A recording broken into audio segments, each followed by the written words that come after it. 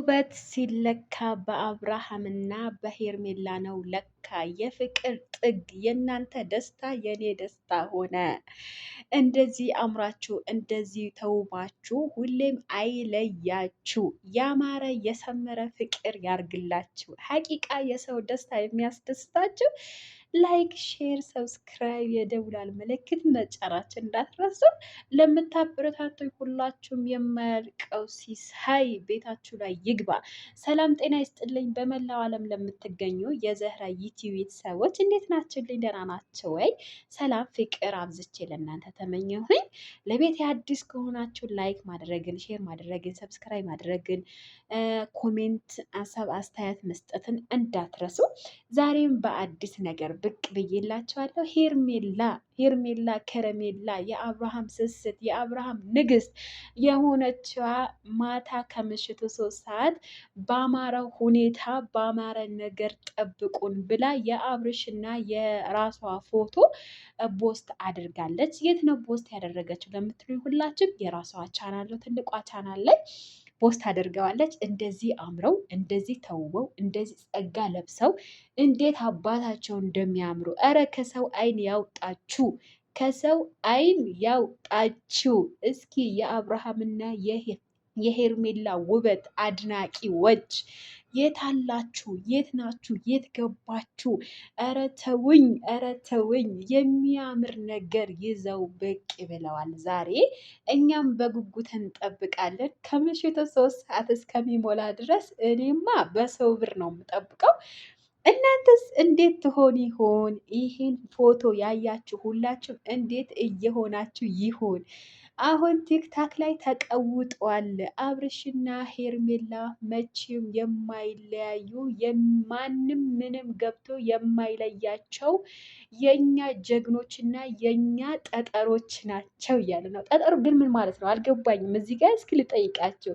የኛ ጠጠሮች ናቸው አሉ ቲክታክ ላይ ማለት ነው። እና ደግሞ እኔም እንዳጋጣሚ ቲክታክ ላይ ብቅ ብዬ እያለ ምን አለች አንዷ የሄርሜላ ንግስት የአብርሃም ልዕልት የሆነችዋ የሄርሜላ የዋህነት በፍቅራችሁ ላይ 3ኛ ወገን አታስገቡ፣ ትዳራችሁ ላይ 3ኛ ወገን አታስገቡ፣ ሴጣን እንዳይገባባችሁ በፍጹም ታገዱ፣ ለፍቅራችሁ አልቅሱ፣ ለፍቅራችሁ ተደሰቱ እያለች የሆነች ጓደኛዋ እንደዚህ ትመክራታለች። እጅግ በጣም ደስ ያለኝ ነገር እኔም ደግሞ የሰው ደስታ ያስደስተኛል፣ የሰው እንባ ያስለቅሰኛል፣ የሰው ሐዘን እኔም አዝናለሁኝ፣ ሰው እንደሆነልኝ እሆናለሁኝ። እንግዲህ እንደዚህ ትላለች። እኔም ደግሞ አንድ ነገር ጣል ላርግላችሁ የኔ ፍቅሮች፣ የኔ ልዕልቶች፣ የኔ ስስቶች፣ እውነት ፍቅር ሲለካ በእናንተ ነው ለካ። ፍቅር ጥግ የለው፣ ፍቅር እስከ መቃብር ያርግላችሁ። ሀቂቃ ነው የምላችሁ፣ ይሄ ነው የምለው እኔ። ምክንያቱም ከሰው አይን ያውጣችሁ፣ ከሰው አይን ይጠብቃችሁ። እንደዚህ አምራችሁ እንደዚህ ተደስታችሁ ዘላቂ ያርግላችሁ። ሀቂቃ ነው የምላችሁ። የሰው ፍቅር የሰው ደስታ የሚያስደስታችሁ ኮሜንት ስር የአብርሃምና የሄርሜላ ፍቅር ግለጡላቸው። ሁላችሁም ሼር ማድረጋችሁን ኮሜንት መስጠታችሁን እንዳትረሱ። እኔ ደስ ያለኝ ነገር በአብርሽና በሄርሜላ ትዕግስታቸው፣ የሄርሜላ ትዕግስት በማድረጓ ነው ይሄን የመሰለ ፍቅር ያገኘችው። ትዕግስት በማድረጓ ነው ይሄን የመሰለች ደስታ ያገኘችው። ፍቅር ማለት በጣም ትልቅ ነገር ነው። ፍቅር ማለት ቀላል አይደለም። ፍቅራችሁን እንደዚህ ያማረ ይሆንላችሁ።